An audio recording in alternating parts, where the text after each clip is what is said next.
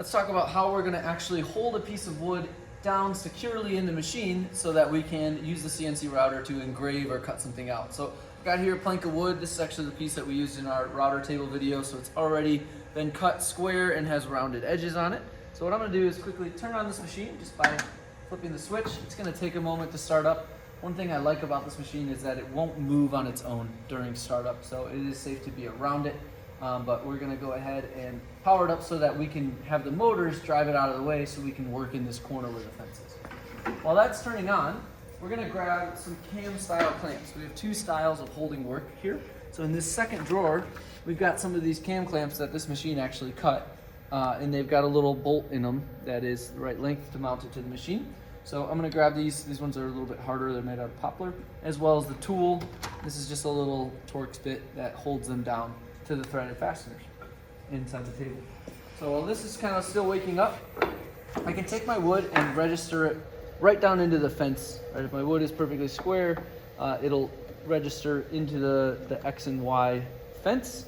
And then I'm going to start to kind of plan out where I want to set my clamps. I always, the fence is secured to the table, so I'm set on this side and that side, but I don't want my work to be able to slide out this way, nor do I want it to be able to slide out that way. So I've got to at least put one clamp on each end. For bigger pieces, you might want two or more clamps along the length of it to provide enough clamping force.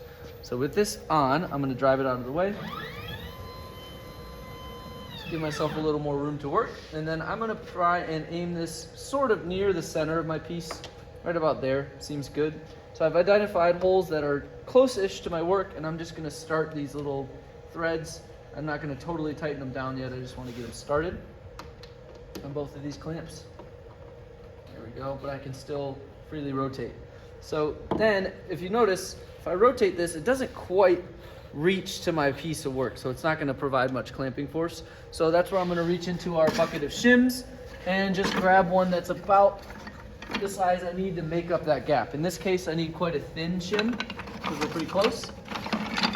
So here's a pretty thin piece of shim stock.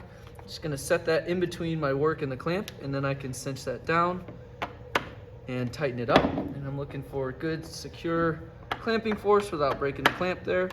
So already this is held pretty well in place. It's pretty hard to move, but for added security, I'll probably add some on this end so that it's less likely to shoot out that way if I were doing a cut the length where I was putting a lot of force that way.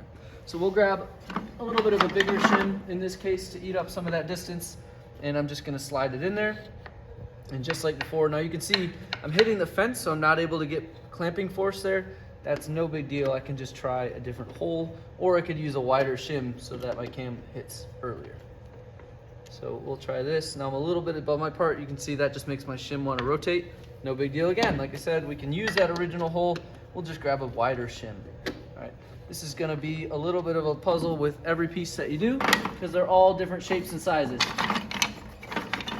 Let's see. You can also combine shims. So if I've got this one and it's not quite wide enough, I may find a really thin one to eat up some more of that, or even a couple of these very thin shims I can just kind of stick down in there. Let's get them closer. And now I can provide some clamping force, just like that.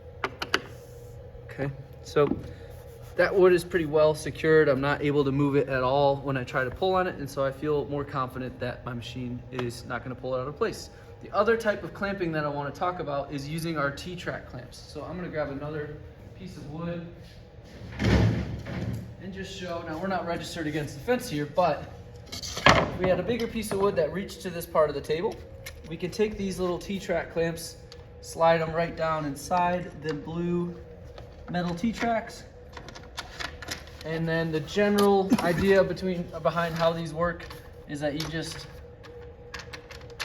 set it up so that it's reaching on top of your material, and then tighten it down just like that. Of course, you got to make sure that this is not in the path that the router is going to take, or it'll cut right through the clamp.